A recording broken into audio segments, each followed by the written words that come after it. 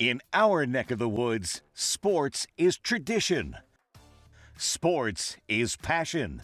Sports is family. Sports is fun. Welcome to our house.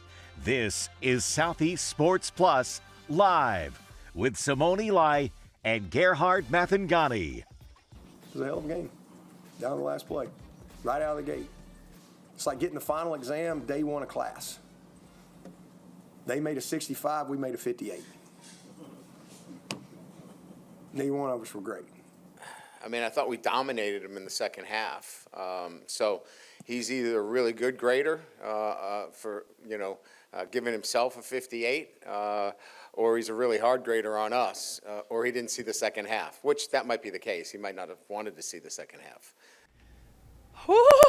How about that right there? A little week 2 drama from week 1. Gerhard, you got Dabo Swinney, you got Brian Kelly. A little bit of smack talk after that game there in Death Valley Junior. And 68, 58, 65, takeaways from that. I thought Dabo just was pulling numbers out of his you-know-what. Yeah. Okay, this is ridiculous. So, I mean, I understand giving your team an F grade and understand saying that both teams did not play the greatest offensively, but both defenses looked really good going into the game. Yeah. And Dabo cannot resist the fact that the last 30 minutes of the football game, his team did not score a single point. Yes, no question. And listen, at the end of the day, you got to, of course, fight for your guys. You've got to try to stick up for, what you put out there on the field. However, it didn't look good. There's obvious things that Clemson's got to figure out. And you lost. You can't talk a bunch of trash when you lost. You say the other team had an A and we had an F, or you don't do the grading thing at all. I know. To be honest, it's the only way the grading we can thing play is a this. problem. You're opening yourself up for issues when you do that. No question about that. But I won't lie, Brian Kelly's response was awesome. Oh, yeah, it was. I mean, and here's the deal. Great. I love that people will at least play along with it. That is one of the best things when it comes to just this sport, when it comes to college football in general, that people, when you actually want to dial in and have fun with things, that's what you get from guys like Dabo Swinney and from Brian Kelly. So, I know that we have some great guests today. How about you break that down for us? What are we looking like in terms of what we've got on slate? On the slate today, we will talk to some of our friends, including Butch Jones, previewing that monster game between Arkansas and Arkansas State. We talked to Courtney Mims yesterday about just how pivotal this game is for the people in Arkansas. We will get the Arkansas State side of that with Coach Jones. Also, our friend Mariah Ross does a phenomenal job covering both the South Carolina Gamecocks, a top 10 team in the country, as well as the Clemson Tigers over there in Spartanburg. Our girl Chessa Boucher with some interesting notes out of game 1, the previous game we just talked about between LSU and Clemson. And our guy Kevin Orions will join us out of the St. Louis area. Right now it's a really big time in St. Louis. They have the NASCAR Xfinity Series finale right there next door in Madison, Illinois. It's in that St. Louis area, but Kevin Ryans will talk all things Missouri Tigers as Coach Eli Drinkwitz and company goes into week 2 of the college football season. Also coming up here, we talked a little bit about that Brian Kelly clapping back at Dabo, and Lenora Sellers, now quarterback of a top 10 team, stars in that debut. One of the overreactions from Simone yesterday. Lenora Sellers, possible Heisman Trophy candidate. We'll see. Arkansas State in a big one against Arkansas. I'm really interested to talk about Butch Jones, about his quarterback situation. We got to see him firsthand right here in Mobile because Arkansas State was in the 68 Ventures Bowl. Yep. We saw Butch Jones here. We'll see if they can pull off a huge upset there in week 2. Yeah, no question. And this is going to be a historic game for Arkansas and Arkansas State. Never been played before. Yep. The 2 FBS schools in the state of Arkansas. Like you mentioned, Courtney Mims talked about that yesterday on Southeast Sports Plus. So really looking forward to all of those topics in a really, really big show today, guys. And, of course, let's go back to what we had off the top of the show. Dabo Swinney. In natural Dabo Swinney, he almost operates with like this inferior complex. Sometimes I think he doesn't deliver on the field, so he has to go make a case for himself, for his guys, whatever, call it what you want, by saying something semi-ridiculous. You lost the game, and Brian Kelly is not afraid to say, at the end of the day, you can say whatever you want to say, you lost the game. These are 2 perfect coaches for this kind of drama, and I'm using drama in air quotes because we all know what kind of this is, but these are 2 coaches that kind of come from the opposite backgrounds. I mean, you mentioned the subliminal thinking from Dabo Swinney. That's what I think. Kind of comes from and I think you nailed it. It kind of comes from an inferiority complex, and that might go even pre-national championship when Clemson was Clemsoning, when that was a verb. That's a good point. And he's kind of carried that this entire time. Yeah. Meanwhile, on the other side, Brian Kelly has come up this year in 2025. Yeah. His chest, I don't know what his chest size is, but it's grown about 6 inches because it's wider. There's no doubt about that. When we heard from Brian Kelly at SEC Media Days, I think that we knew there was going to be a confident Brian Kelly. 100%. But it's almost been like I'm not going to say reckless, but it's been a operating like he's actually won a national title at LSU. Correct. But he certainly obviously thinks that he has the guys to win a title at LSU. I know that we have some more from Brian Kelly as they gear up for week 2. Let's take a listen into Coach. So I know you guys hear this each and every week from me, but, we got a commitment from our guys that they want to do the hard things the right way. And that is, building great habits, following a process that's in place that is successful. And that's not easy because you just take a look at, the narrative leading into our first game. Our fan base was going to be eroding. The head coach is on the hot seat. They can't run the ball. They won't be able to stop the run. I mean, I could go on and on. We got, people taking shots at our process. It went on. And then 24 hours later, the same people said that we got one of the best teams in the country. So you can see how silly this is if you're just listening to those narratives. What we have to be focused on is what we can control on a day-to-day basis. And what we can control is how we prepare. And our preparation allowed us to play with great composure on the road in a very hostile environment. We competed on every play, but most importantly, we played with great confidence. Our guys believed going into the game that they were going to win the game. There you have it. Brian Kelly speaking today or this week as they gear up for week 2. They'll play La Tech. And when you're the third-ranked team in the country and you're coming off of a win they were not favored in that game, right? No, Clemson was a 4-point That's favorite. what I thought. Yeah. And people did not think that you were going to walk away with a win in that game, and you do so. It was a good game, but you feel good about where you're at right now. Right. Number 3 in the country. That's pretty good composure for Brian Kelly. And I feel like sometimes when you kind of shoot your shot and you say some things, you don't really know how it's going to play out, and it plays out well, then you're feeling really good about life. And he might be doing a double thing. He might be doing a thing where he is confident in himself, but also trying to instill that confidence in his team. Because all the talk going into it, and we talked about it, and so did everybody else, the fact that LSU under Brian Kelly had not won their first game of the season. You actually could date it back 5 years since LSU won it. The last time they did, though, Joe Burrow, Jamar Chase, Justin Jefferson, an undefeated season, and a national championship, and probably one of the greatest teams of all time. So I think maybe he's thinking not necessarily recreating that season, but understanding getting off on the right foot, especially there at the other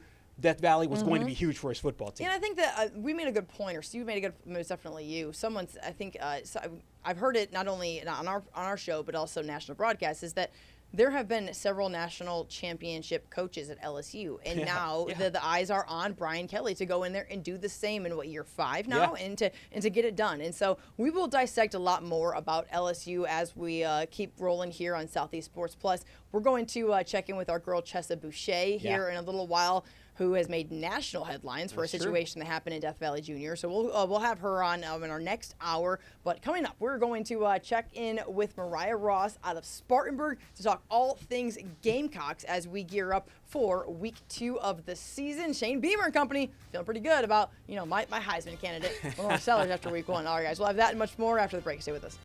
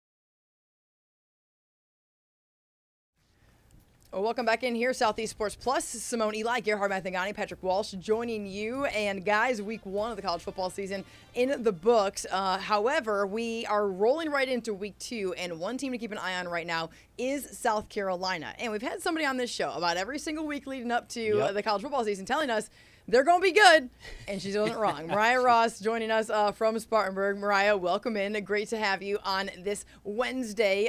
Listen, lady, you said several times this is a confident group, and they looked the part this past weekend. They definitely did. It was a little bit of a slow start, right? But once they got into that fourth quarter and things got rolling, you definitely saw the potential and what they're capable of.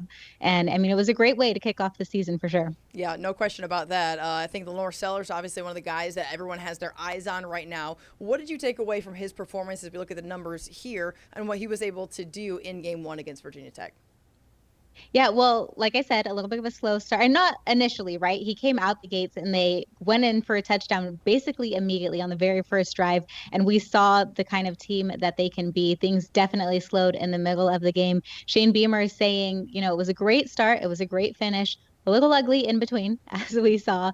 But Sellers, once he definitely found his groove and got things going, he showed the potential that he has to be both a passing quarterback and a rushing quarterback. A lot of people said that he can't throw accurately or, you know, questioned his ability to do so. And he definitely showed what he's capable of with that 64-yard bomb to Nick Harbor, and also on the ground in critical situations, third down, fourth downs, when they're trying to get the game ended. He, you know, was shedding defenders and making big plays for the Gamecocks. For sure. We've talked a little bit about this offense going into the year, the defense last year with the Defensive Player of the Year. What I found the most interesting was special teams, because we talked about going into it just how much special teams meant to his father, Frank Beamer, there at Virginia Tech. And they played a little ball there in the dome and got a big touchdown. In my opinion, that kind of swung the game there. How important was the special teams there in that matchup?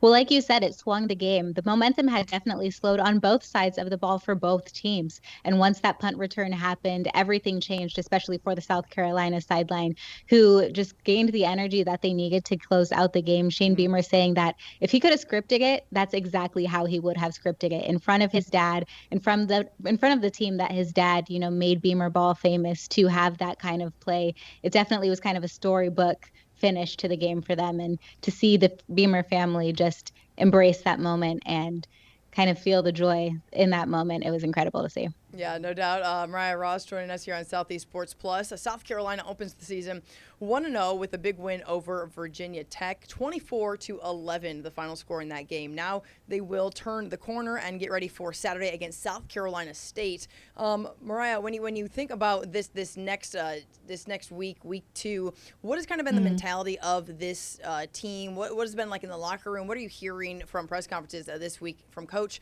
players as they get ready for week 2? It's adjustment time at this point. They went out, they got the first game under their belt. They see the things that they need to fix. One of those big areas is the O-line. A little bit like we talked about, slow in the middle of the game, and a lot of that had to do with the O-line, whether it just be not pass protecting enough, not being able to set up the run in the way that they wanted to. So they're going to make those adjustments. And for Beamer, he said, look, it's a lot of young guys that are playing in those positions, the guys who haven't worn a Gamecock jersey or didn't get a lot of playing time last year. Yeah. So they're still adjusting and still figuring things out. He's confident that that group moving forward can be strong and that they can run the ball the same way that they ran it last year, 4th in the SEC in rushing yards. So going forward, it's about just making those adjustments, particularly to that group, and just continue to show what they're capable of in that position. I'm going to make a statement and I'm going to ask a question. The statement might sound ridiculous, but the question won't. Okay. The statement is, if the season ended today, South Carolina's in the playoff. And the question is that how much, given last year and given just how close they were to the college football playoff last year, how much does this ranking inside the top 10 right now either put pressure or maybe make this team feel good as they move forward? I mean, I think it makes them feel good. Shane Beamer said coming into the season that you'd rather have this kind of recognition than not. They want to be a top break team. They want to have that pressure. Pressure makes diamonds, essentially, right? So you want to have that pressure on you, and to be in the top 10 for the first time in the regular season since, I believe, 2013 is a huge thing for this team. It's a huge motivating factor, and they don't want to lose that standing. So the pressure is only going to make them better. If you're talking to Beamer, that's what he would tell you. Mariah, you were there at the game for this big opener for South Carolina. What was the atmosphere like there just for in Atlanta? I mean, it's a really, really great venue. What was it like, and what was the fan base? People just fired up. Is there a different sense of just excitement about this season, kind of what's ahead? Of course, naturally that comes when you're winning. If you're over in Tuscaloosa right now, you're not feeling that good about life. But how good does it feel right now to be a fan of the Gamecocks? Yeah, I mean, there were quite a few Virginia Tech fans, more than I was expecting, to be honest with you, because Columbia isn't that far from Atlanta. But it was definitely South Carolina fans through and through. Every time they scored, every time Virginia Tech was on offense, they were booing. When the South Carolina would score, it got really, really loud in there. It was definitely, it felt like a home game for them. And obviously the environment in Williams-Brice is a little bit different, but I mean, the Gamecock fans are just as excited as ever to see their team out there. And when they open up their home opener this weekend at Williams-Brice Stadium under the lights, it is going to be an electric environment for sure. Electric and annoying, because that Gamecock thing is ridiculous from my experience there. That thing, man, that will give you a headache quickly. It's loud, yeah. I love it. I have one more thing about the fans. When Auburn won Friday night against Baylor, it almost was like the cherry on top of the sundae when Alabama lost to Florida State. Was it the exact same thing in South Carolina, maybe the other way around, when Clemson lost early and then South Carolina ended up winning? You know, as far as how the team is responding to it, they're very much in their own bubble, paying attention to themselves. Sure. And I think the games being on different days maybe helps that. You know, they were not even probably paying attention to the game on Saturday as much as they were just trying to get prepared for Sunday. But yeah, I mean, it's definitely the divide in the state is, you feel it already very early on. You know, we post a story on our website about the rankings and where everyone is after the first week. And, you know, the comments are very split. Some of them are confused why Clemson is still in the position that they're in. A lot of them think that South Carolina should be higher. So the divide happened very quickly, very early. Mariah, the Gamecocks, they start the season 1-0. They go into an inferior opponent in South Carolina State, not trying to overlook anybody, but then they're going to jump into SEC play. And when they do, they're just looking at the schedule. They're going to get 3 of the lower echelon conference teams, we should say. I mean, I'm not right now in the SEC. There's no question that there is just more parity than there's ever been from top to bottom. Anybody can really beat anybody. But historically, Vanderbilt, Missouri, Kentucky, I mean, those are 3 SEC schools that are not ranked. So it's a lot better than just, you know, going and playing LSU, Georgia, in Alabama or somebody. Sure. When you look at those 3 opponents, how much confidence does that give you as somebody who covers the team? That going into the bye week in that first week in October, before you have to go to Death Valley and play LSU, can South Carolina be undefeated? You know, I am a superstitious person, so I will not throw undefeated out there, as we saw Dabo Swinney do very early on. But no, I definitely think it's a possibility that they could have a very, very strong record at that point. I think it's kind of the perfect way to set up the SEC schedule, right? Yep. Because, like you said, the lower echelon teams, you don't want to count anybody out in the SEC, but just the fact that they are kind of tempering their way in or easing their way into that conference schedule, I think that will absolutely help, and just help them make those adjustments that they've been talking about. You know, now that they have the one game under their belt going into week 2, they can make those adjustments there and then continue to make those adjustments as the schedule gets more difficult. And if I'm Shane Beamer, I'm feeling good about life because I just extended the schedule on down to see what it looked like after that. And right now, it's 5 straight against current top 20 teams. I say current because Alabama's 21st and, you know, hanging on by a thread. Yeah. But then we're looking at LSU, Oklahoma, Bama, Ole Miss, A&M. Of course, then a little bit of an off week, and then Clemson to end things. And there's no question that if you're the Gamecocks, you might feel good in a few weeks, but this is a schedule that is going to be backloaded with talent.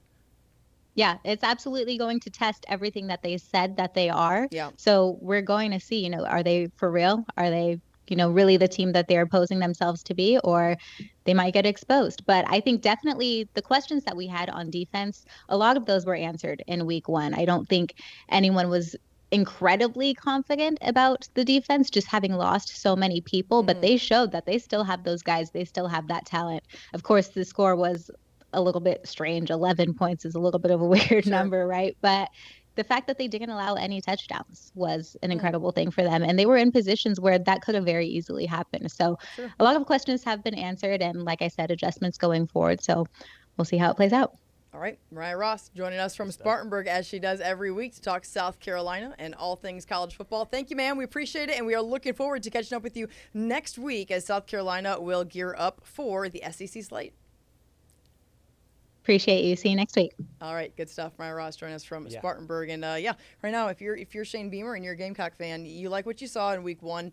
But when you look at the rest of that schedule, after you get through the first few weeks, for sure. You can feel really, really good through the month of October. But you better have a November to remember because things going to get crazy. Well, that's the thing, because they kind of have a running start going into it. And you don't want to disrespect anybody, but as you said, I mean, this schedule is really backloaded. But if you are going into that LSU game undefeated, you have to feel so much better. And if LSU's undefeated, that's what Mariah was. She was trying not to jinx that game, because if LSU and South Carolina are undefeated, that's a top 10 ball game. Yeah. Maybe a top 5 ball game between those two teams. At that point, it probably is, yeah. So it'll be really interesting. So, but you're right. I mean, they have to get off to a really nice start here. They cannot, drink the Kool-Aid, so to speak, going into it now as a top 10 team. Yeah, no doubt about that. All right, good stuff. Coming up next, we are excited to welcome in the head coach of Arkansas State, Butch Jones. He will join us here in just a few minutes to talk about this big matchup, a historic one happening there against Arkansas. Cannot wait to break all things down, talk about his past in the SEC, and much more. That is after the break. Stay with us.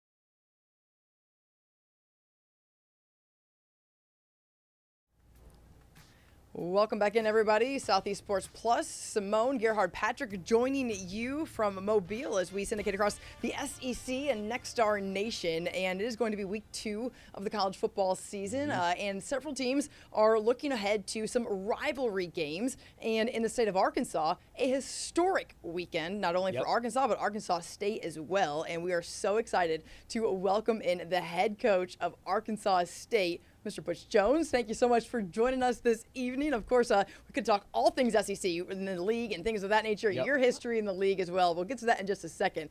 But for you, Coach, how you feeling going into week 2? How are you on this Wednesday?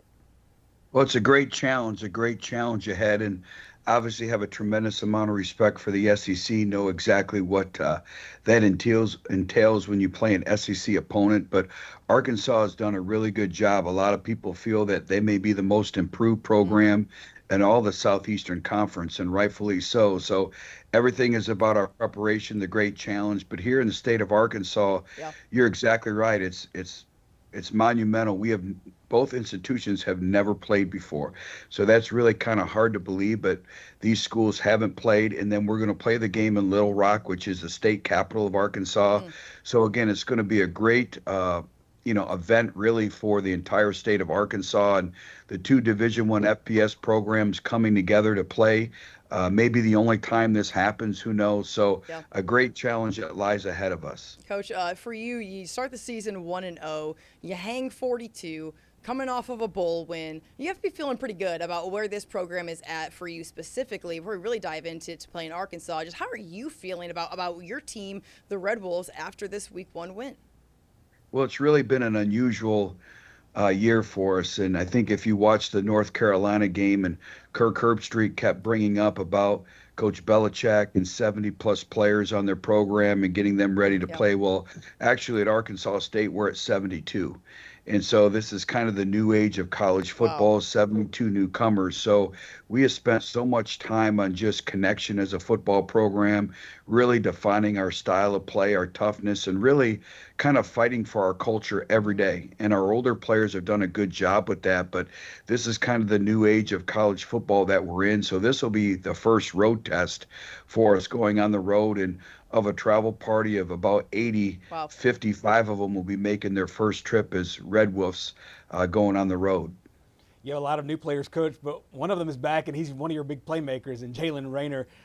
From the time that he had last year and what you've seen of him early on, what are some of the biggest ways that he's made that jump, and some of the things you expect him to do so on Saturday and throughout the rest of the season? Well, he has really had a great offseason, and we talk about the new age of college football. He'll be a 3-year starter for us, and that's really unheard of in today's world of college football. And he's continued to get better. You know, he's been able to go to the Manning Passing Academy now for 2 years. He's really developed quite a relationship with John Gruden. So we've tried to really place people around him for him to continue to grow and elevate his play. And we've been able to see that. And obviously last week, he was our playmaker. He put the ball in play. We've talked about him about being able to make the routine plays routinely, and he was able to do that Saturday, and he's really done that throughout the course of our entire training camp as well. Coach, when you talk about just how much you've had to really just reinvent your roster, how much of that is due to having success here in Mobile last December, or when that was, to be on national television, to beat Bowling Green, much to the unhappiness of some of the alums? That's all I'm going to say about that. How much does that, just having that sort of spotlight, kind of a great thing for the program, but also maybe not so great for all of these people that are going to cherry pick your guys at the P4 level?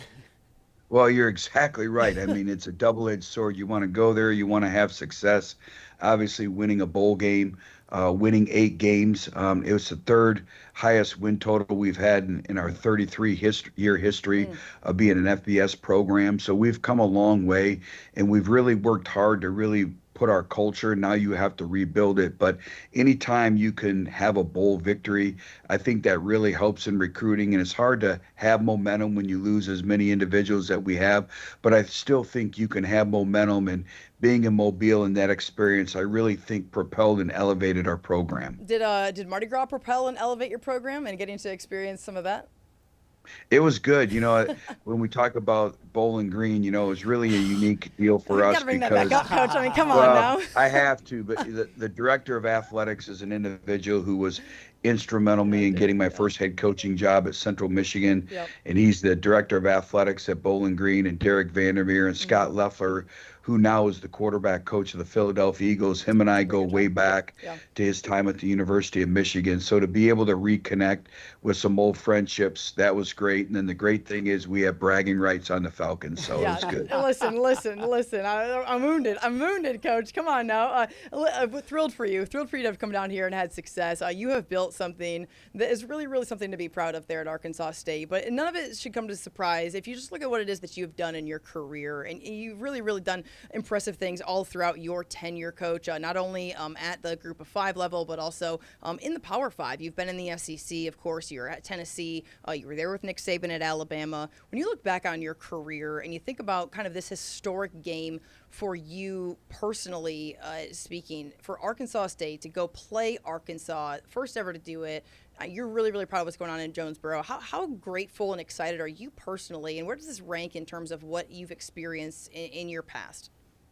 Well, really grateful for to have the opportunity, but really more excited for this fan base. There's a lot of people behind the scenes that have really made this a reality, and this has been more than probably 7 years in the making, and really for a number of years of being able to make that happen. So we have a big event at the Governor's Mansion on Friday night, and so I think it's really, really good for the state of football. When you really look at the landscape, everything is about conference expansion, and natural rivalries have kind of been a thing of the past, and for us to really come together in the state capitol and play, obviously we're like a 23-point underdog, so we're going to have to play really well, but just I think the opportunity to compete on that stage, and it's really healthy for the entire game of football. Looking up and down your roster, looking up and down the Razorbacks roster, it's really interesting because there's a lot of players from a lot of different places, Texas and Alabama, Louisiana, Mississippi, not a lot of native Arkansas guys on both these rosters. What will be some of the things that you'll do to let them know just how important this is to the fans? I know that they'll be able to, as you said, be able to go to the Governor's Mansion and things like that, but understanding how just rare of a situation this is to not be playing in Jonesboro, not in Fayetteville, but in a place that means so much to the people there.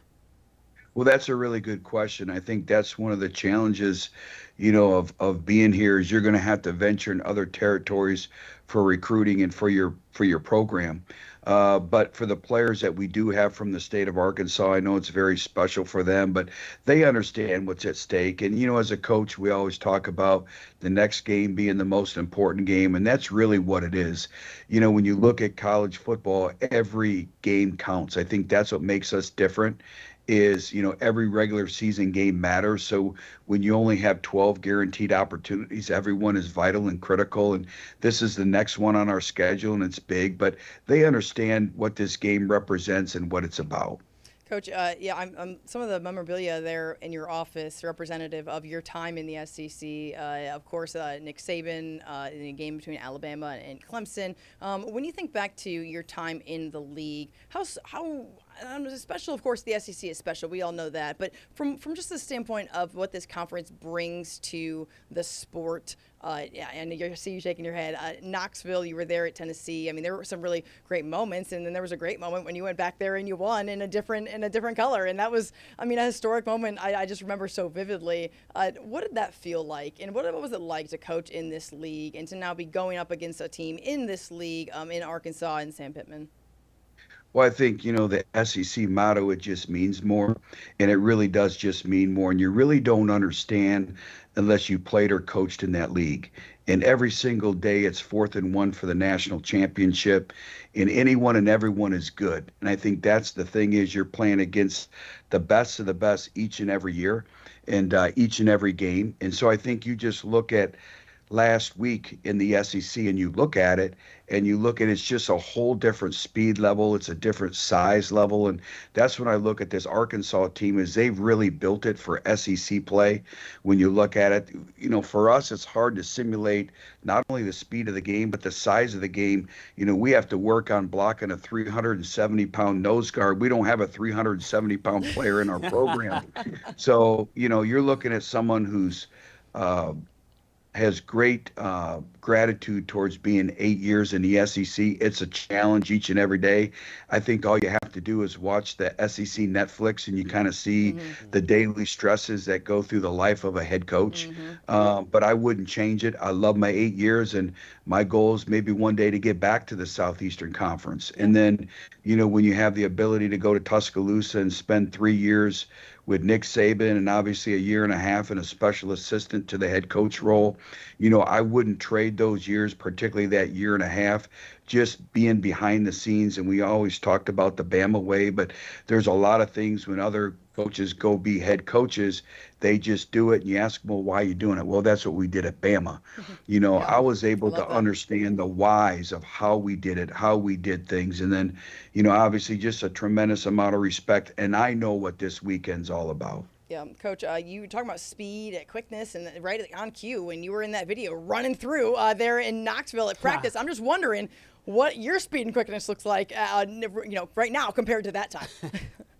Well, I've tried to stay on top of that, and I think that's the thing is you have to constantly reinvent yourself each and every year. Yeah. And so when you have 72 new players, you have to be filled with energy, and you got to kind of set the standard on and off the field, and we've been able to do that here as well. Listen, it's a rare opportunity, not rare, but it's a great opportunity, I should say, for us to be able to chat with you. So I can't let you go without at least asking, because you just alluded to the greatness that's occurred in Alabama and Tuscaloosa under Nick Saban, and Kalen DeBoer has done some really, really great things in his career. And I think you're right now trying to figure out in the changing landscape of sport, what does that look like in Tuscaloosa now? And when you watched Alabama after this week one, if you had a chance to watch it, any takeaways on just maybe the Tide or where they're at, and maybe just this conference right now and where the SEC is in relation to the greater whole of college football?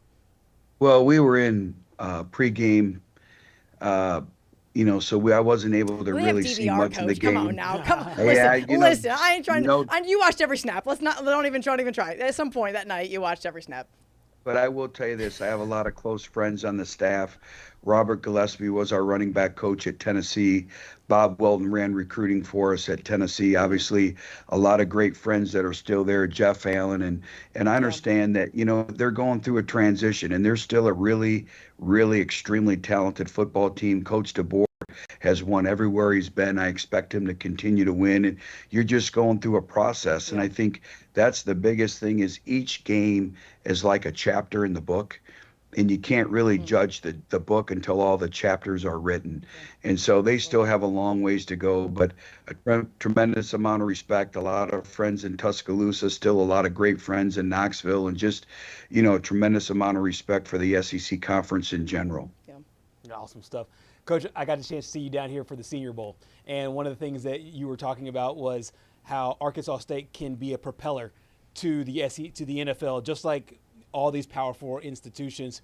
How important is a game like this for you to just continue to reinforce that message that, hey, we can play with the best of the best, both individually and in games? Well, I think it's big, and anytime you get an opportunity to compete, and then, when you talk about taking the next step with your program, we had 4 players from last year's team make NFL rosters. And so we talk about NFL development and NFL ready, and we want players that dream to play at the next level. And now we've been able to do that, placing 4 individuals in the National Football League, and really proud of them. And kind of now it's a great illustration when you have 4 of your current members of your program now make NFL rosters. I think it just brings credibility and credence to what you're telling prospective student athletes in your current team as well. That's what I was going to ask, Coach. How much is that something you can kind of hang your hat on in recruiting and to say, hey, here's the proof is in the pudding. It's not something that we're not trying to sell you on a dream. We're selling you on something that we can show you is reality. Absolutely. And you look at all of our stops from Central Michigan, we had 12 individuals. A lot of people don't realize this. Our first recruiting class at Central Michigan was comprised of J.J. Watt and Antonio Brown. And, Nick Ballore, I think, is still going. I think he's on his 14th year as a captain of the Washington Commanders. So we still have players from that Central Michigan team still playing. Then obviously everyone knows about the Kelsey brothers and Travis and a lot of these individuals that are still having great years in the National Football League. And then obviously really excited for Trey Smith. very well deserved. He's one of my most favorite players we've ever recruited and coached. And to be able for him to sign that contract and see him having the success that he's having, and all of our players, I believe we have about 68 current players in the National Football League now with our 4 stops. So you become really friends of, fans of them, not necessarily fans of the teams, but excited that they're all succeeding at a very high level. Yeah, Coach, you're also succeeding at a high level, and I cannot say that I'm surprised. Tremendously happy for you, for all of your success there at Arkansas State, and looking forward to what it looks like as we roll into week 2 and beyond of the college football season. Would love to have you back on Southeast Sports Plus over the next few weeks at some point, and wishing you the very, very best in this huge, historic game there against Arkansas. Well, really appreciate the opportunity. Anytime you want to talk football, let me know, and love to be on and talk football. You already know it, Coach. Awesome. Butch Jones, appreciate your time, sir. Have a great Wednesday. Wolves up. Thank you. Love it. Thanks, Coach. All right. Good stuff. Butch Jones, a guy who, we just saw him at Sunbelt Media Days there in New Orleans. Yep. And you can just tell you from experience, having helped the Sunbelt and with some of the head coach interviews that they've done the last 5 years, he has just transformed himself in that league. I mean, this is a guy who's won in the MAC. He's won big games in the SEC, and now reinventing kind of what he is all about there in the Sun Belt. And, man, that is a league that will quickly put coaches right back into the P4, either back in the P4 or in the P4 for the first time. And I do not be surprised if Butch Jones is back in a P4 situation very, very quickly. No question. I mean, he has the results right now of the guy that is doing P4 stuff. And think about all the guys he's been able to recruit. I mean, he rattled off a few of them. One of the greatest tight ends of all time, and Travis Kelce, played for him there at Cincinnati. And then you had other players as well. So not only can he recruit, but he can relay his message. And as you said, he has rubbed shoulders with the best of the best in the college football game. He knows Bill Belichick and guys that are in the NFL as well. He has a litany, a pool of knowledge.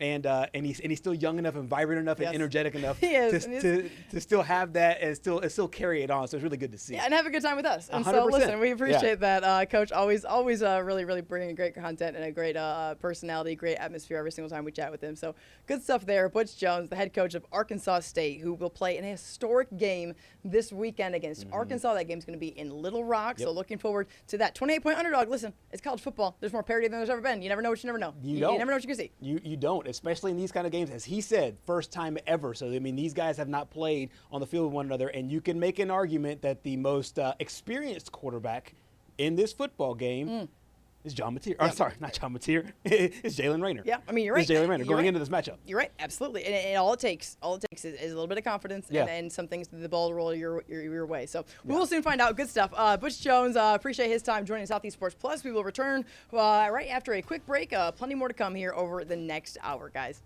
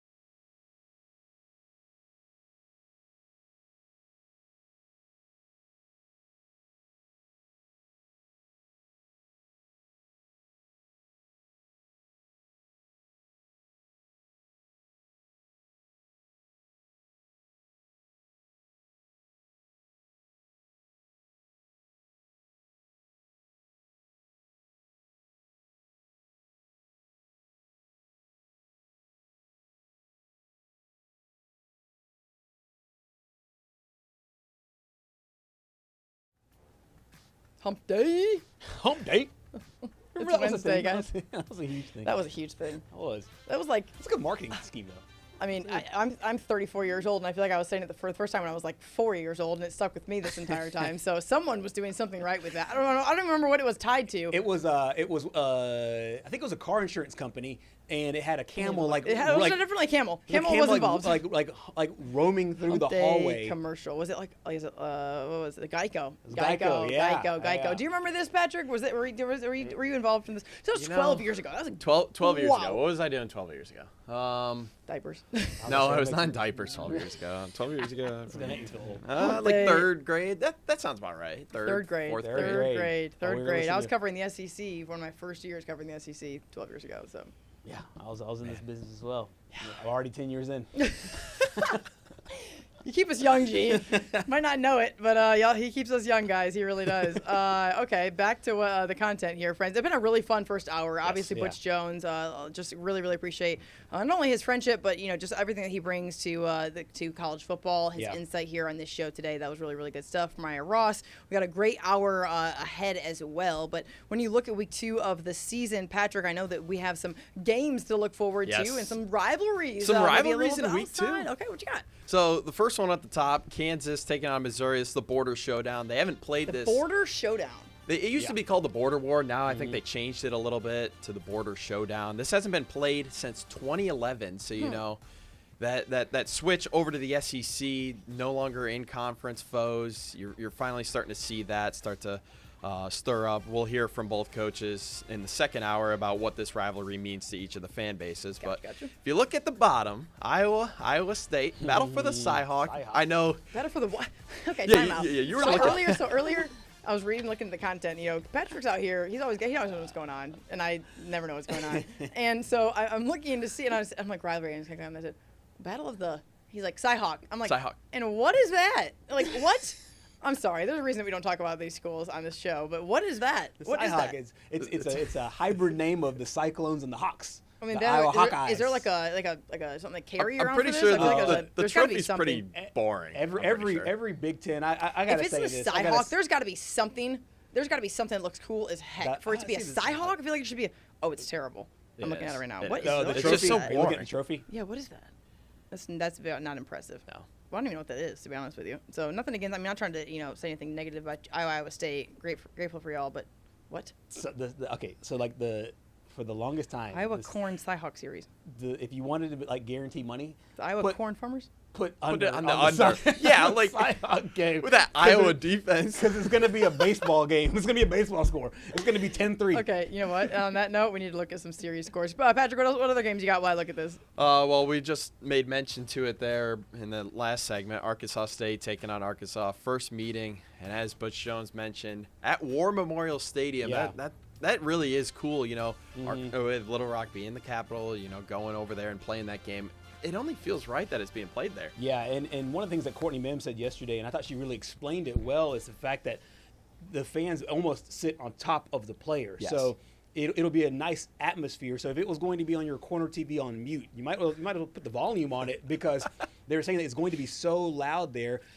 She mentioned the great Mike Leach, rest in peace, Mike Leach. He said that was the toughest stadium to play in just because of how loud it is over there, and it's basically because of the acoustics. I mean, everything is just buried down in, so it should be a really awesome atmosphere. Yeah, that's going to be really, really neat to look forward to. Back to the Cyhawk situation, you're not wrong. And there are so many more single digits scrolling through this series than I have seen in football scores in a good minute. And then there's like ridiculous scores. Yeah. Like in 2011, it was 44-41 in triple overtime. Yeah. In 17, it was 44-41 in overtime. And then it's like 2019, 10-7, 10-7 in 2022 when we were looking at everything turning into more of an offensive sport. Look, here's this. Whenever you turn on an Iowa State football game, it might not be the prettiest game of football being played, but it's pretty close to being the most entertaining football game. What's his name still the head coach there? At Iowa State or at Iowa? Iowa State. Iowa State is still Matt Campbell. He was there at Toledo back in. I don't like Toledo, so. Here we go, Bowling Green. Bowling Green. Listen, BG Coach Jones thought that was pretty funny. Yeah, he did. But he did. listen, back off the Falcons. You know, we're 1-0 in the Eddie George era. Eddie George era. We got Eddie baby. George on the show to talk all things Falcons. Maybe Urban Meyer someday. Talk about, you know. Oh, that'd be awesome. That would be really, really cool. I saw him. We were passing when I was checking into a hotel. He was leaving when it was for the Super Bowl back in New Orleans. Yeah. So that was cool. Coach, good stuff.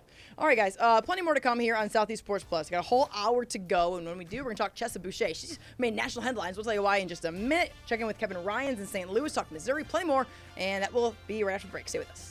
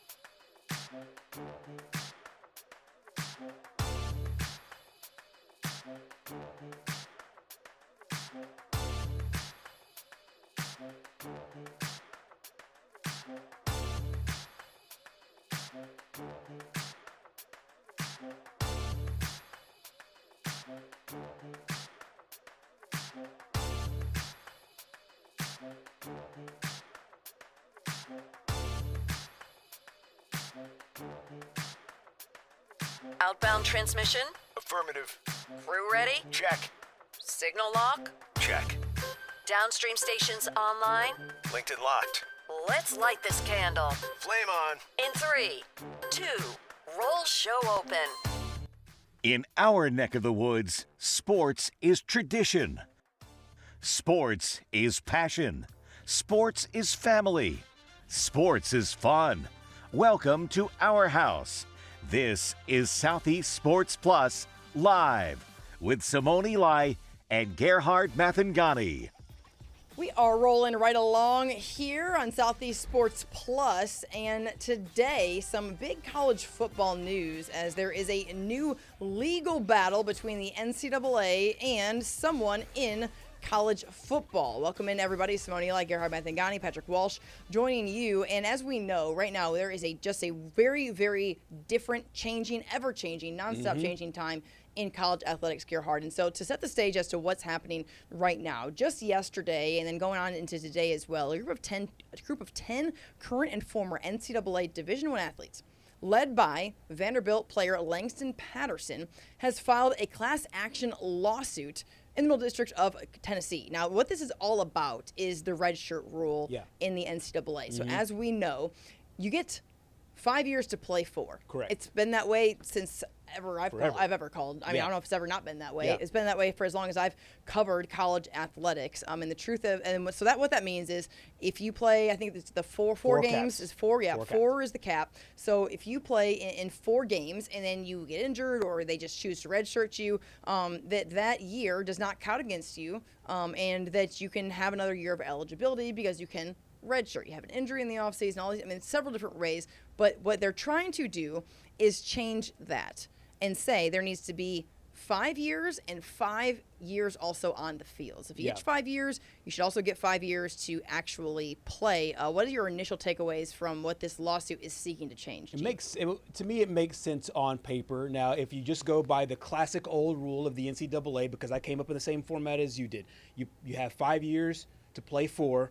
And it used to be the moment that you walked onto the field for competition in year 1, your red shirt was burned. Then they changed it to 4 games. And so as soon as you had those 4 games, the moment you stepped on for game 5, now you're gone. Now, of course, there's medical red shirts and whatnot. Of course, a lot of this is tied to NIL, and they're saying that the antitrust part of it comes in the fact that you're capping players off from making money from the NIL, and so that's where the antitrust comes from. I don't know if anybody kept up with the Google's antitrust thing today, but that lost in court. I don't know if this will, though, because... Well, not a lot has lost against the NCAA at this point. The NCAA has... I mean, it's their own fault. Correct. Because it took years and years for anything to actually change. You and I have, you know where you and I are aligned on this. We talked about it till we're blue in the face. But when you wait and wait and wait and you don't change, and you're a nonprofit and you do things that are, in my opinion, not student athlete center focused, now you're paying for having years of doing what was best for you as the NCAA, governing body, and not what's best for the athletes that you're supposed to be putting at the forefront.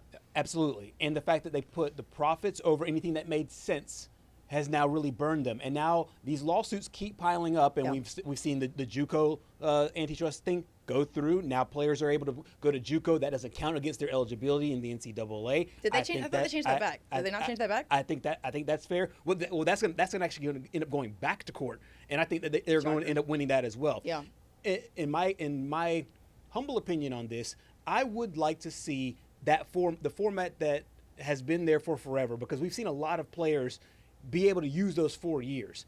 However, I do understand where this lawsuit comes from. Now, if you're talking about, hey, because you're already playing 4, let them play 8, the 8 more in college football terms, obviously, 8 more games or 9 or 10, whatever the case is for the other players. Yes, I do get it.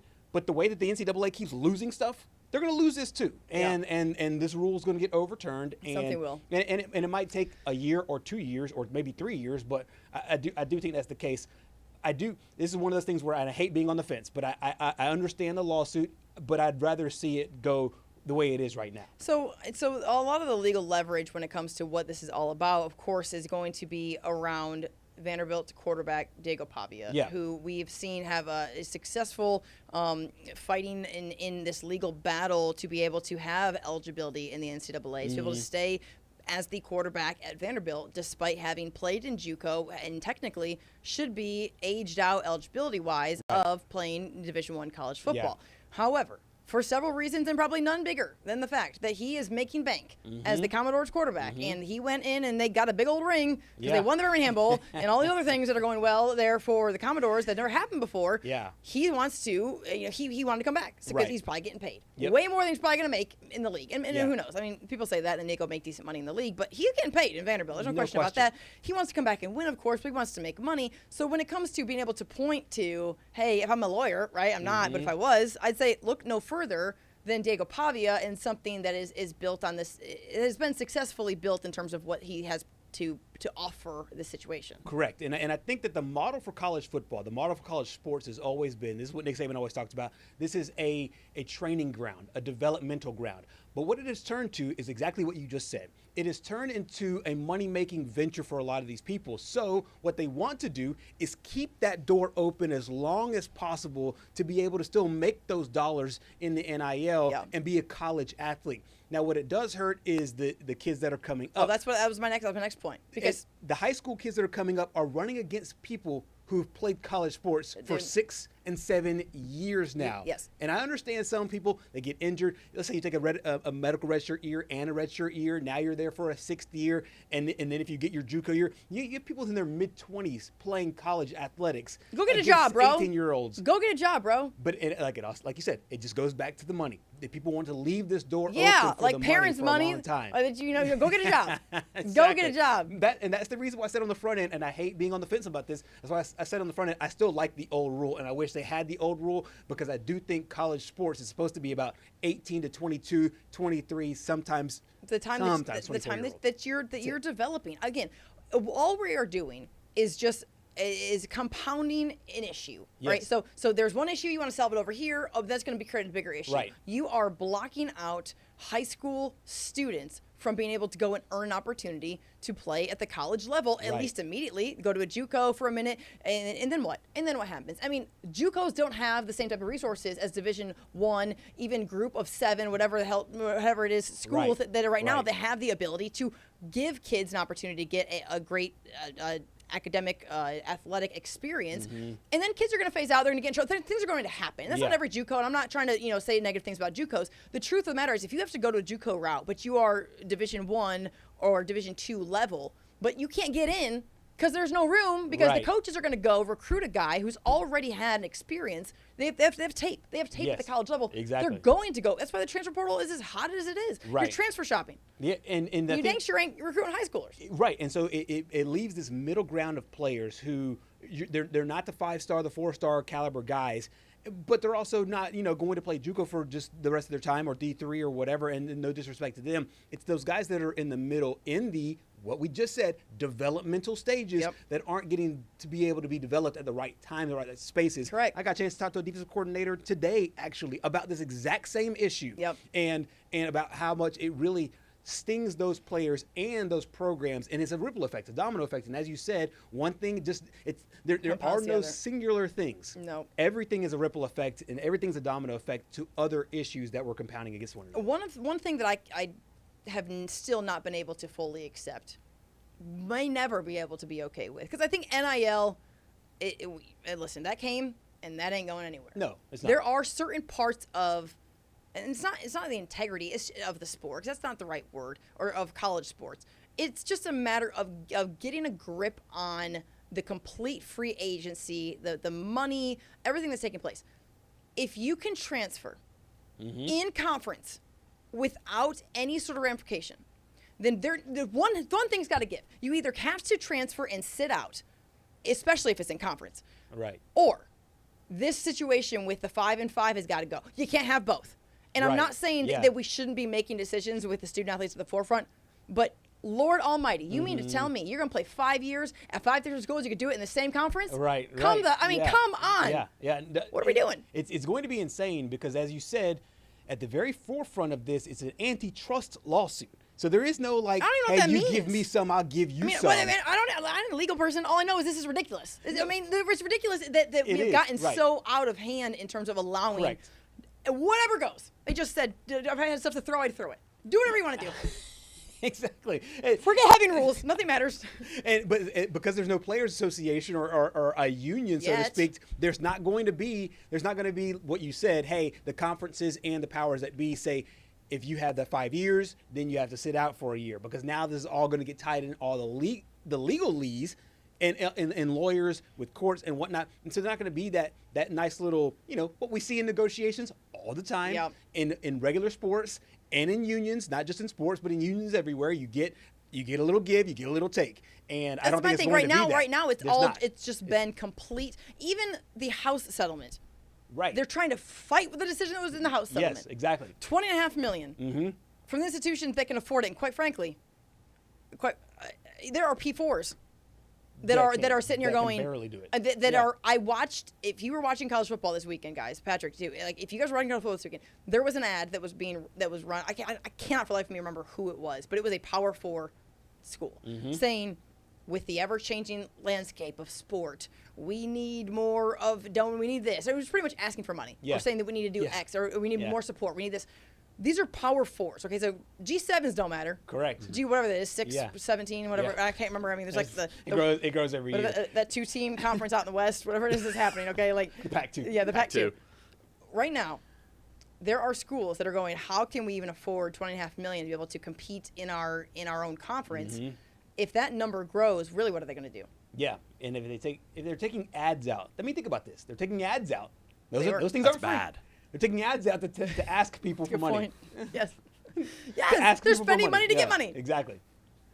I mean, I think because I think West Virginia has a good example of this, of filing lawsuits against the NCAA, because if you follow the West Virginia basketball program at all 2 years ago, Raekwon Battle, there was the whole thing about, hey, can he get a waiver of eligibility transferring over from, I believe it was North Dakota State? Well, who did he get? The West Virginia Attorney General, and he won that case. Yeah. Right. Who did West Virginia try to file a lawsuit against the NCAA last year after Bubba Cunningham, they kind of Hose them out of the March NCAA? Madness. Who started that whole thing? The West Virginia Attorney General. So, if these athletes want to win, maybe go hit up my guy over in West Virginia to try to win. Well, the truth of the matter is, Wire like up. right now, if you can go get somebody in Washington or somebody holding a place in office that you can do it. That's how we got to NIL. Yeah. That's I mean, exactly how we got to DeSantis NIL. said we're going to do it, and they go do it. I and feel they like did. ever NIL started, it's just been lawsuit after lawsuit after lawsuit that the players end up just winning. Yeah. Right. Because And- the NCAA had no subpoena power. And then and they just had, well, I can't say that on the program, but it's been broken. Okay, it's been broken, guys. Listen, you know what's Simone not After Dark. broken? You know, yeah, we'll have that in the next episode. Join me live on Facebook there. All right, guys, listen. Coming up next, we are so excited to bring in our girl Chessa Boucher, who had to deal with some stuff Yeah, she did. when she was over there in Death Valley Junior. So we're gonna chat with our girl there. She's in Baton Rouge, back covering LSU, who right now might be one of the hottest teams going into week 2 of the college football season. We're gonna talk some football, but also what did she have to deal with that has now garnered national attention? We'll have that and more in the next couple minutes. Stay with us.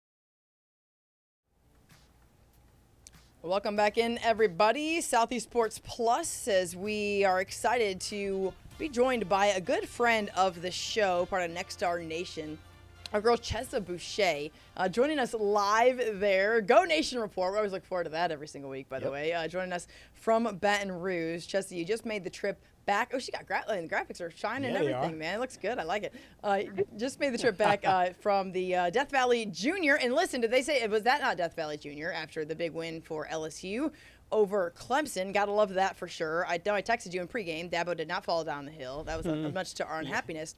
However, Chessa, you've made national headlines over the last couple of days because you took to social media after a situation post-game when you were shoved by a ESPN cameraman while trying to get some Brian Kelly video as he was coming off the field. Set the stage as to what took place in post-game there after the Tigers win.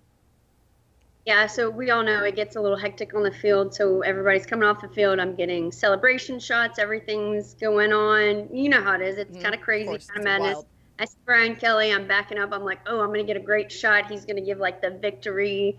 And so I set up the shot, and then all of a sudden I'm like, I have it, and then all of a sudden I don't. I'm, like, pushed out of the way. And I look back, and I was like, did that just happen? And I look and see, and it was a guy who's wearing all black, and he's in a green bib, and he's the one that shoved me. I saw, like, when I looked back, I saw him going back to get Brian Kelly, and I was like, did this dude really just push me out of the way? Like, he didn't say, hey, move. He didn't tap. He didn't give kind of the nut. He literally shoved me out of the way, and I was like,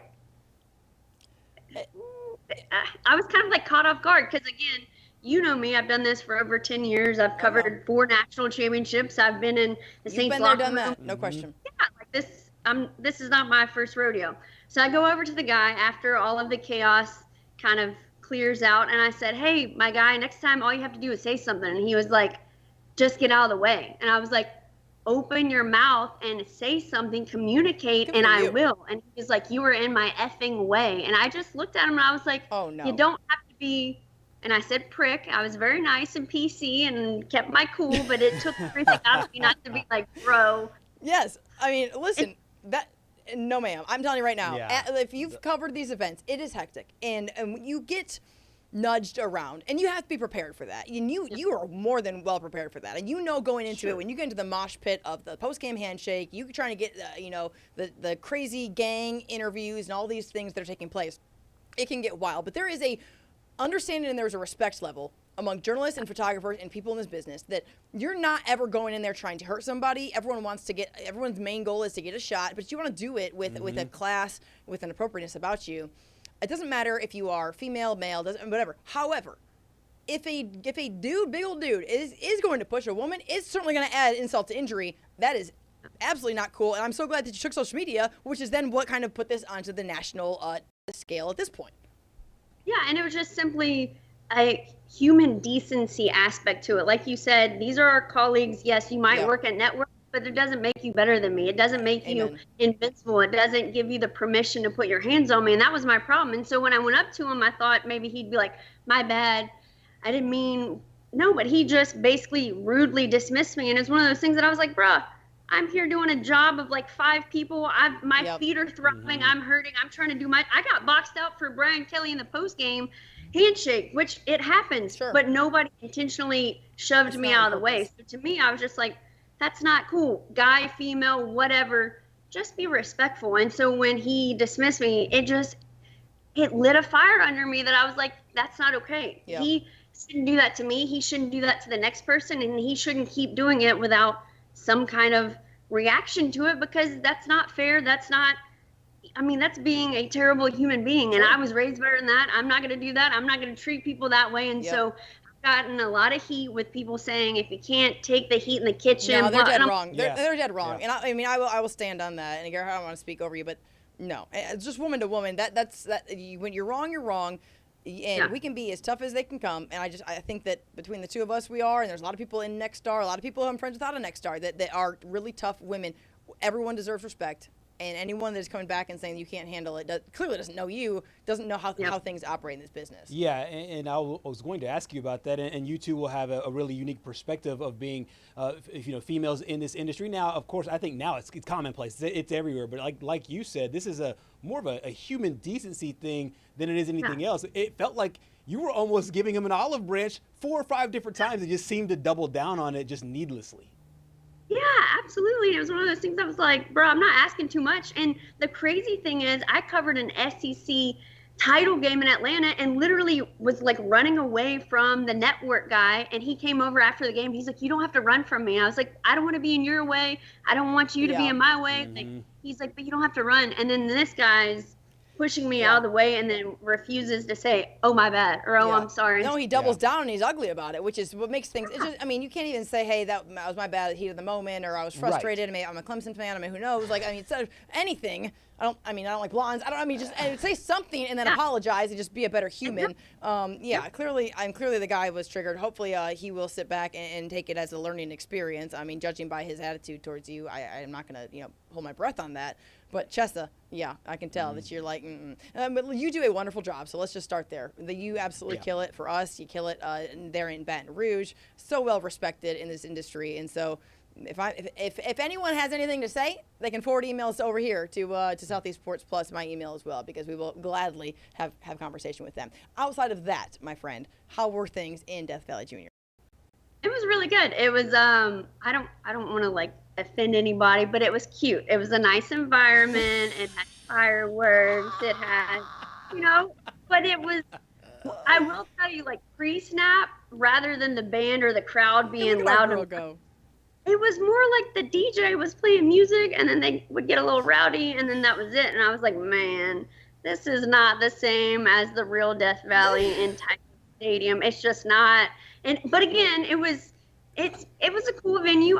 It's one off the bucket list, so I appreciate it. We came out with a win, and I talked a lot of smack on Twitter prior to the game, and then that guy shoved the wrong lady. He shoved the wrong girl. There ain't no doubt about that. He did. I was going to ask you about that because not only did you use your social media platform to call this guy out, and dutifully so, but you also said that you also had almost the same amount of confidence, I would say, in Brian Kelly, that these LSU Tigers would go off and get off to a really strong start. What did you make of their game, and especially of the second half and all the nonsense that has come out between Dabo Swinney and Brian Kelly since then? Oh, you mean that 65% grade average that he tried to say? Oh, Lord, that's how we started the show, man. What was he doing? Doing. Obviously, you were not a straight A student. You know much about those grades there, but yeah, I talked to y'all about fall camp and what I saw from this defense, and LSU has not had a real defense in years, and so I was confident year 2 with Blake Baker, what he did with the turnaround at Missouri, what he has been able to do and getting the right guys in place. I still stand by it. I think this is one of the best defensive lines that they've had. You actually have a secondary now that you can trust and they can cover, and they're not going to blow coverage, and there's not going to be so many points given up late in the ballgame. So to me, it was like, oh my, this is coming to fruition. They have a defense. They just need to score once and we're good.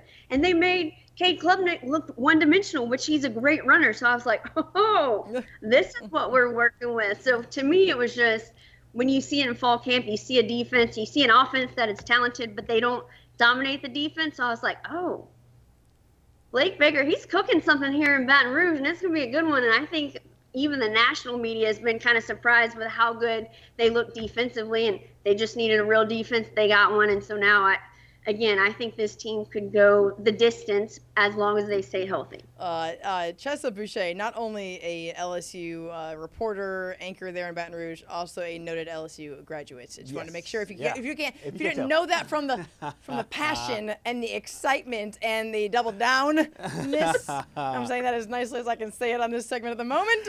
It exudes out of the monitor when she talks about the Tigers. 100%. But what I will give her credit for is she's objective as all get out. Oh yeah, she said. What did she said one day? One of the very first things she said was the secondary was terrible. Yeah, she always said. Oh, they were a joke. They were a joke. That's what she said.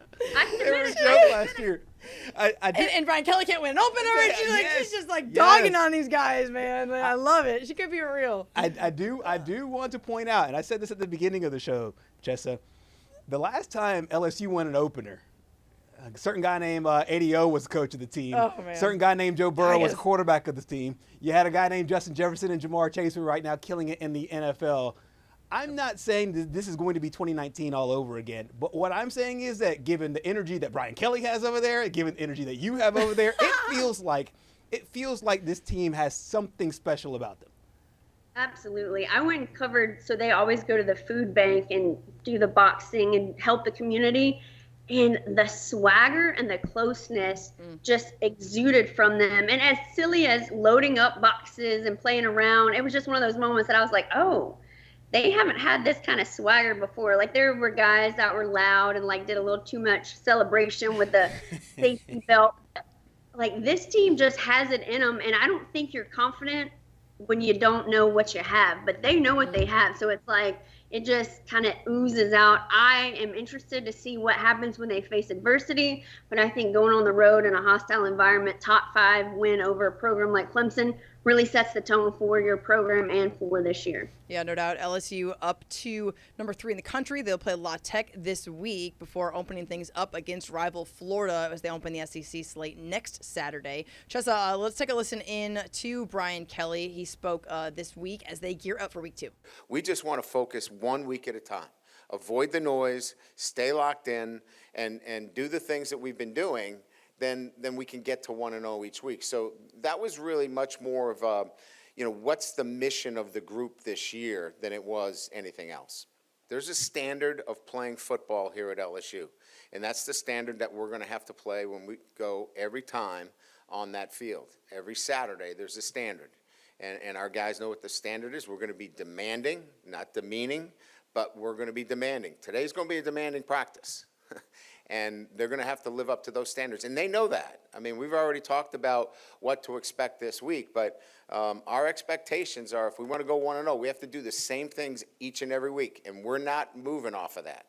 And we've heard enough about the other stuff. We're going to focus on what we can control, and that is Tuesday's practice is the most important thing. We are going to be demanding, not demeaning, unless you shove us with a camera, and then we're going to be both. Yeah, exactly. Chessa, Brian Kelly his confidence has not dropped off in any capacity. It's certainly been raised to another level, it seems like. Absolutely. And again, I think it's because of this roster, who they brought in. They've got dudes, but they also have depth. I think teams that win national championships have a lot of depth, have a lot of options. LSU has had talent, just not so much depth, and I think that's kind of the turning point and the reason why this program feels like they're headed in the right direction. How much are you looking forward to a night game at the real Death Valley? Oh, I'm excited, y'all, especially when they come down the hill and those first 3 notes hit. Ooh, you'll get chills. It's crazy. They got a hill there at LSU, too? They got one of those over there, too? But they don't run down it like, You mean they don't take a bus to the other side of the stadium, too? Which, by the way, that I still... Pads and everything, yeah. Dabo would be really cool. And actually, there's so many things against him. He can't be cool. No, he talks weird. That he wears weird pants. He runs down the hill. They take the bus. The whole thing. It's just a lot. That's why they're in the ACC. My favorite part about Dabo was him running, and he just happened to be next to the L part of the Clemson flag, and it was the L running right in front of him. That's really funny. And it was hilarious. I've not seen that yet. It was hilarious. But I did text Chessa a picture of Dabo Swinney standing there with his arms on his hips. Right there by the rock. And I said, no words needed, because we were just hoping he would bite the dust. Now, he didn't, but, the hope was there. He didn't. Wish. Love it. Chessa Boucher, appreciate your time every single week, ma'am. You are incredible, and so proud of your efforts, and not only there in the Death Valley Junior, but looking forward to your first game there in Death Valley as LSU, man. Right now, feeling pretty good about themselves, and for good reason. So thank you for your time, and we will catch up with you next week. Absolutely. Thank y'all for having me. All right. Good Thanks. stuff. Chessa Boucher joining us from Baton Rouge after a situation where, man, I'm glad she's still on business.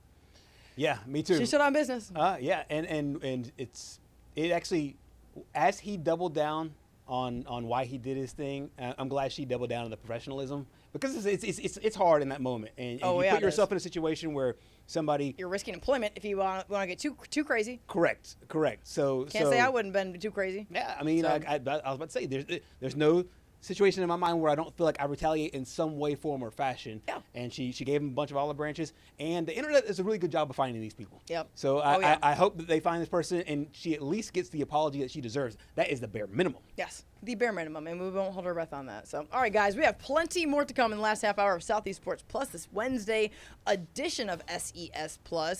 Patrick, your heart, Simone will join you in just a few minutes as we are excited to welcome in a first-time guest of the show. Kevin Ryans is going to join us from St. Louis to talk about the Missouri Tigers. What's Coach Drink up to now? Who knows? That guy's always got something to say. We'll have that and plenty more after the break. Stay with us.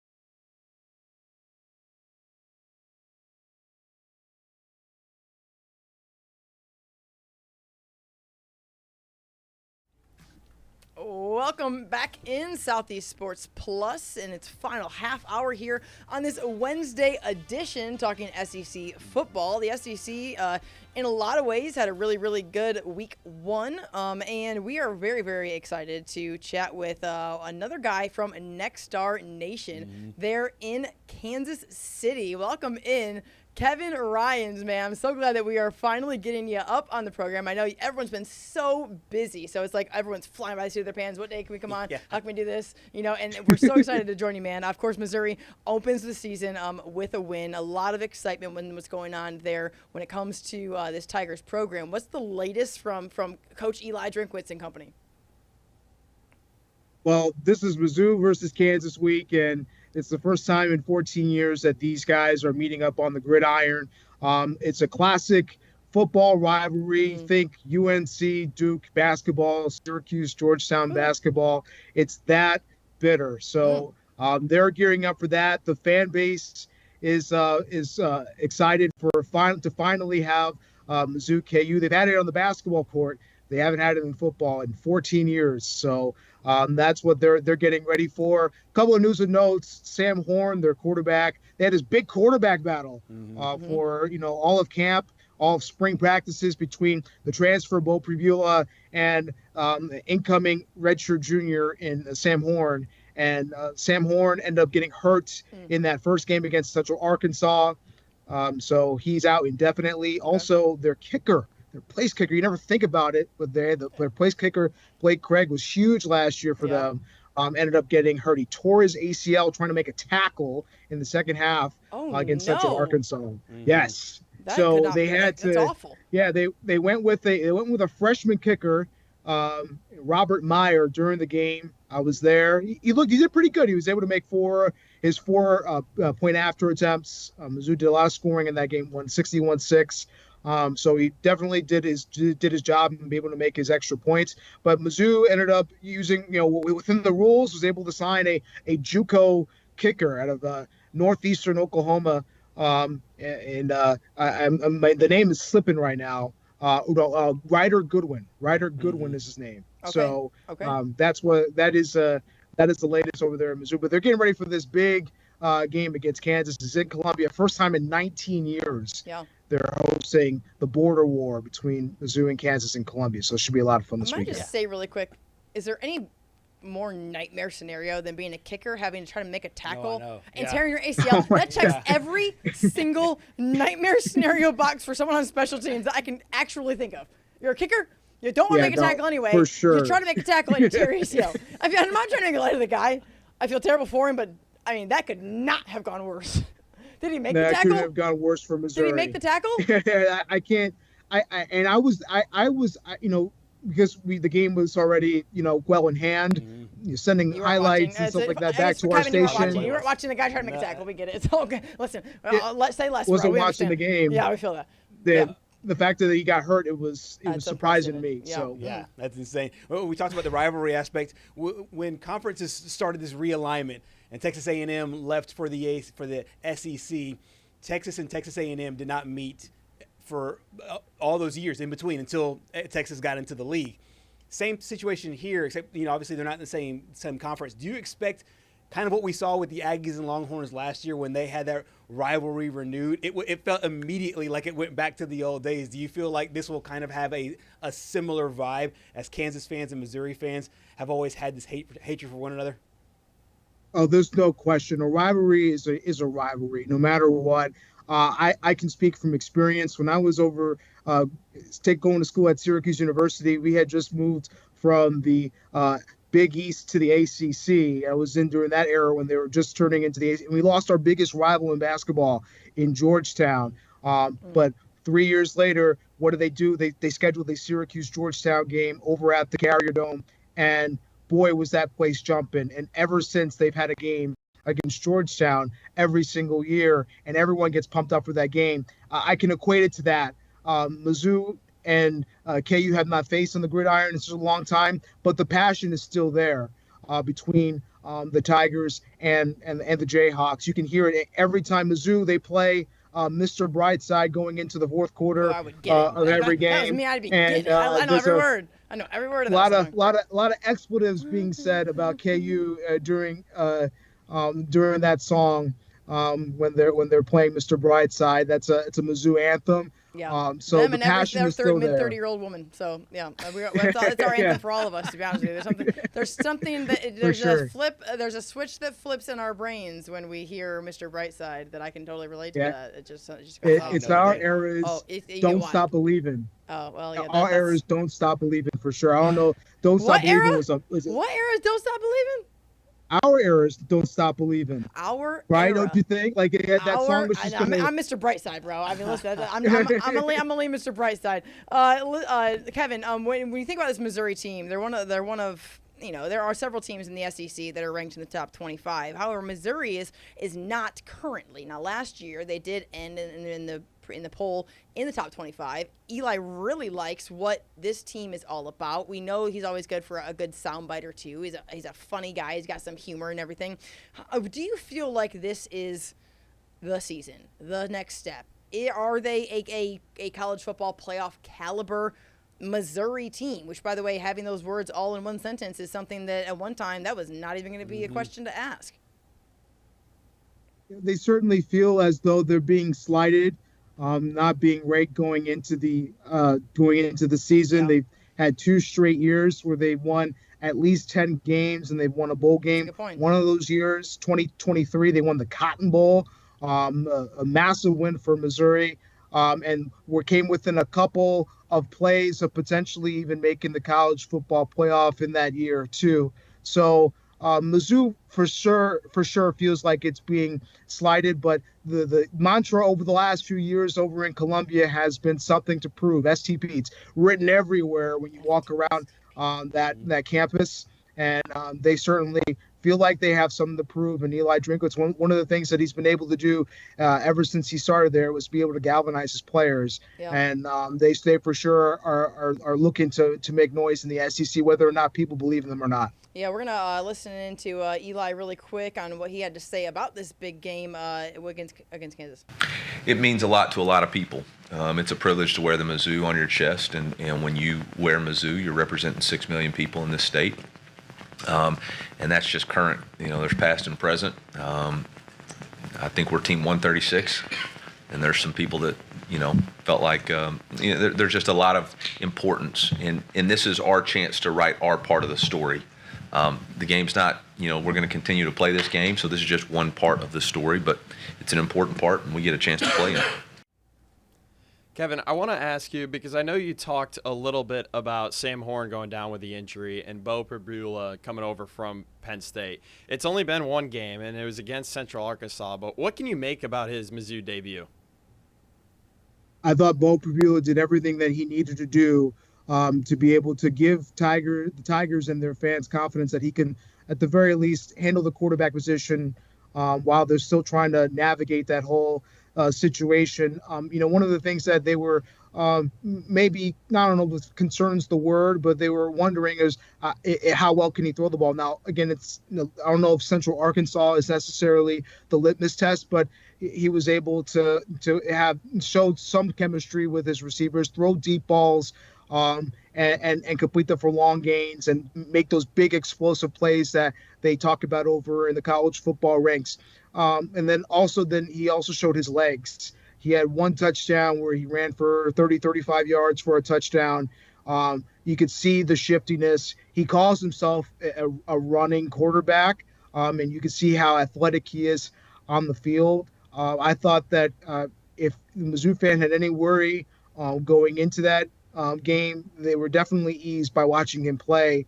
Now, I don't know what it would have been like if Sam Horn would have been able to play out that game. Sam Horn is a baseball player as well at Missouri, signed with the LA Dodgers, was drafted by them. So he's a big thrower of the football, how that dynamic would have played into it.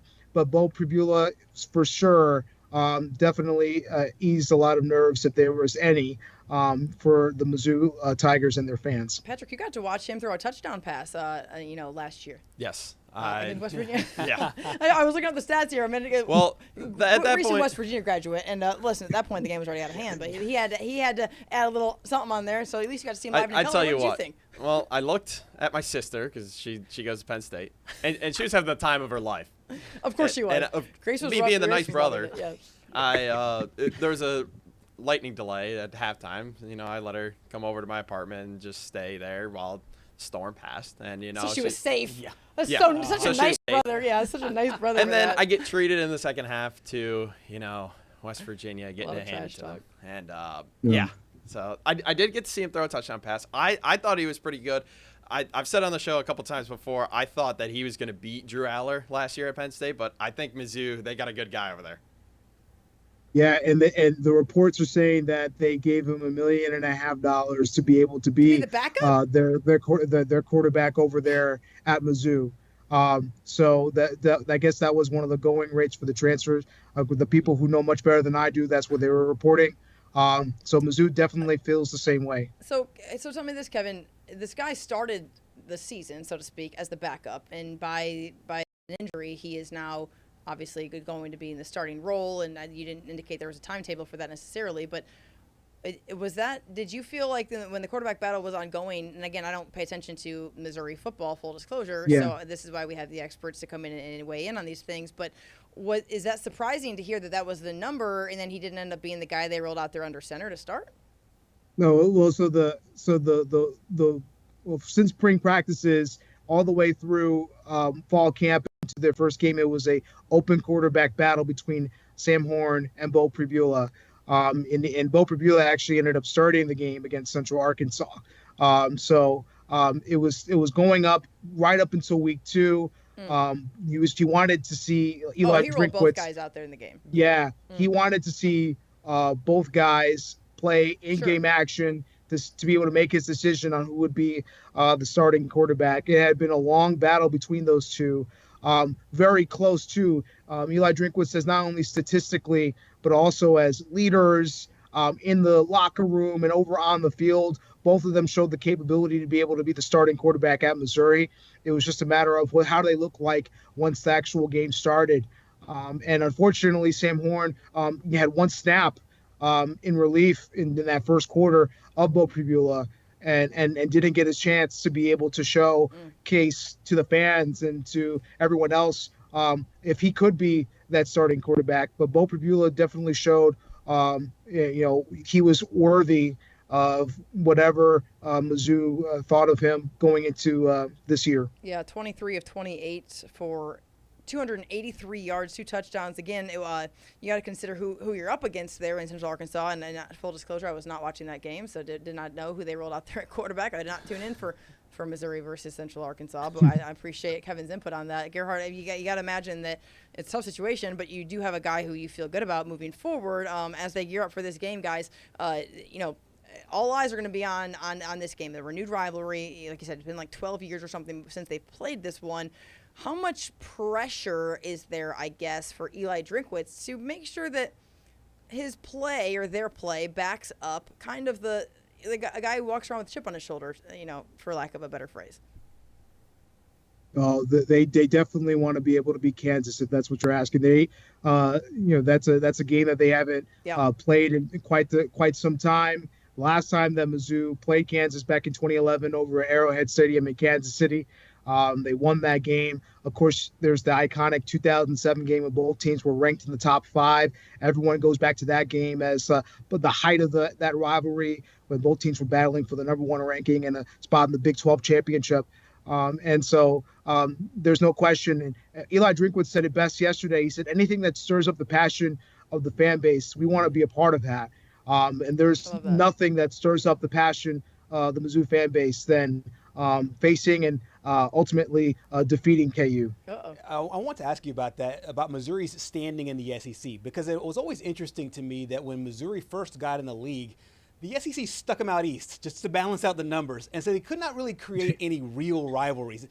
Missouri, South Carolina did not feel real. Missouri, Florida did not feel real. Tennessee. Arkansas. Correct. Right. Arkansas felt like the most real, and obviously Arkansas was in the West. Does it feel now more like, because there are 2 things are going on, because there are no divisions and the fact that they're renewing this rivalry with Kansas, does it feel more quote-unquote stabilized now in the SEC? And I know they've played for the SEC championship under Gary Pinkel, but does it feel more stabilized being in this league, create more natural rivalries, and then what's to come with that 9-game schedule?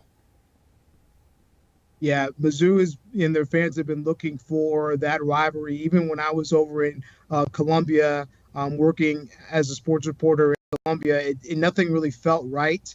I know they try to force the Battle Line game and the Mayor's Cup game, the Battle Line game against Arkansas, the Mayor's Cup game against South Carolina. It never quite felt right. Mizzou's always tried to find its place in the SEC in the last, 13 years since they've been in the conference. They're still searching for that. And the hope is that, now everything's kind of being realigned and they're trying to figure out scheduling and how that works out. They're not only facing Kansas over the next few years, they're facing Illinois as well among their Power 4 schedules. I think they're going to have a lot more natural rivals than they may have had in the past.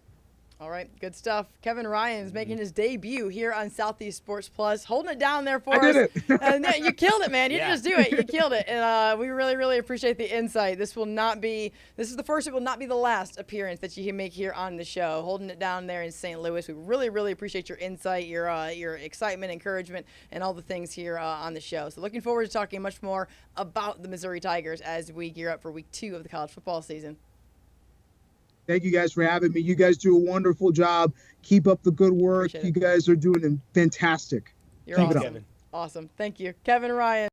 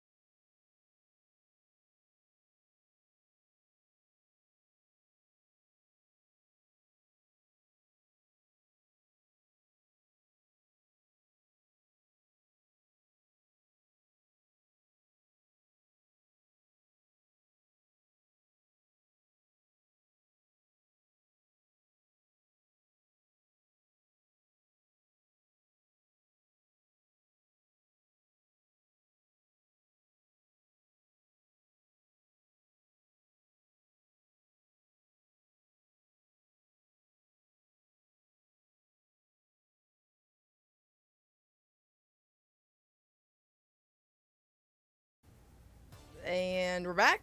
Are we back? And we're back. All right, guys. We back. Southeast Sports Plus. Welcome back in. Simone, Gerhard, Patrick. Joining you, wrapping things up here on Southeast Sports Plus, this Wednesday edition. A little bit of less luster maybe for the Week 2 lineup when it comes to the SEC slate.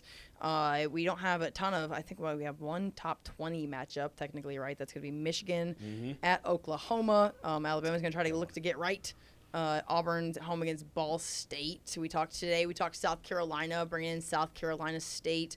Arkansas State. Talked about to Butch Jones about his history that comes with that game, never been played before. Yeah, at War Memorial Stadium, so it's a neutral site game there in the capital of the state of Arkansas, and we've talked about this a little bit with these interstate matchups. Yep. Louisiana Tech at LSU. A couple games there last week, South Carolina State, South Carolina. Mm-hmm. So they're not the greatest matchups on paper. However, it is good for those fan bases in those specific states to see those schools match up. Yeah, no question. And we actually do have an SEC matchup, which I didn't even realize we had one of those in week 2. But Ole Miss plays Kentucky, so there's that. Yeah. Mm-hmm.